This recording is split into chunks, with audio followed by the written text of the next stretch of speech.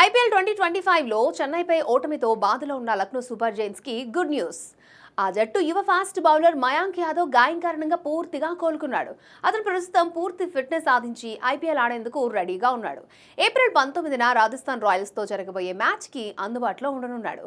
బెంగళూరులోని BCC centre for excellence ఈ 11 కోట్ల యువ బౌలర్కి గ్రీన్ సిగ్నల్ ఇచ్చింది. ఐపీఎల్కి ముందు నడుం గాయంతో ఇబ్బంది పడిన మయాంక్ ఏప్రిల్ 2వ వారం నాటికి కోలుకుంటాడని భావించినా అతని రాక మరింత లేట్ అయింది. చెన్నై సూపర్ కింగ్స్ తో మ్యాచ్ వరకు మయాంక్ జట్టులో చేరుతాడు అనుకున్నా ఆ మ్యాచ్ కి మయాంక్ దూరమైన రాజస్థాన్ తో జరగబోయే మ్యాచ్ ఆడడం ఖాయమైంది.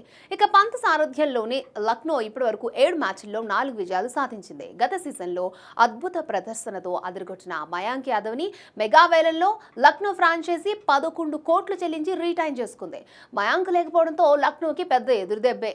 అతను లేని లోటు స్పష్టంగా కనిపిస్తోంది. మయాంక్ రాకతో లక్నో మరింత పటిష్టంగా మారనుంది. ఐపీఎల్ 2024 సీజన్లో మయాంక్ యాదవ్ లక్నో తరపున 4 మ్యాచ్ల్లో 7 వికెట్లు తీశాడు.